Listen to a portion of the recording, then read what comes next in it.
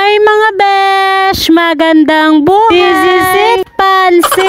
This is another day again mga besh. Another day, another life. So for today's video nga mga besh, ay magpapaganda tayo. As you can see mga besh, ako nga ay nag-sunscreen na. Syempre, para hindi tayo masunog sa araw. Arte-arte yarn, char. Hindi ako maarte mga besh. Tagang iniingatan ko lang yung mukha ko. Syempre, sino ba namang taong hindi nag-iingat sa mukha? Halos lahat naman yata merong skincare, diba? Abot nga pala ako dyan mga besh ng isang araw sa paglalagay lang. Joke lang po yun. Minit nga lang po mga besh. Yan na nga, tapos na nga tayo mga besh sa paglalagay. Tapos nga nyan mga besh, maglalagay na rin ako ng kilay. Syempre, kilay is life, diba? Mas maganda kasi talaga mga besh kapag yung kilay mo ay lalong na-enhance ang iyong kagandahan. Kilay mga besh, talaga isa yan din sa mga pinakahirap gawin. Di mo kasi magagawa yan kapag ikaw ay nagmamadali. Baka kasi kapag ikaw ay nagmadali, iba yung maguhit mo, at diba? Imbes na kilay ang guguhitin mo,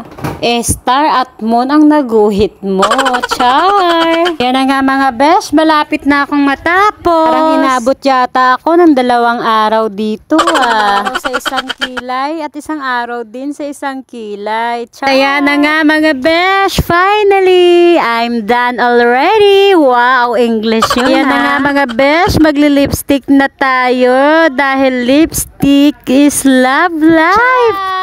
Yan din kasi nagbibigay kulay sa ating mukha. Kasi kahit anong ganda mo, anong kinis na mukha mo, anong ganda ng kilay mo at wala kang lipstick, walang kulay ang lips mo, pangit pa rin tingnan, diba? Ayan na nga mga besh, ganda-ganda ko na char! Kapal naman ang mukha ko, diba mga besh? Lalaba lang naman pala no?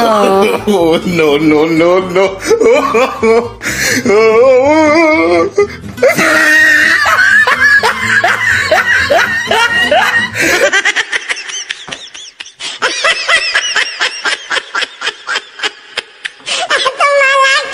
Diba mga besh, nakakatawa. Nagkilay ka nga, nag-sunscreen ka pa, nag-lipstick ka pa, yun pala, maglalaba ka lang naman pala, no? So, hanggang dito na nga lang po muna mga besh for today's video. Huwag niyo po sanang kalimutang mag-like and share. Support naman po mga besh. Thank you so much. God bless you all.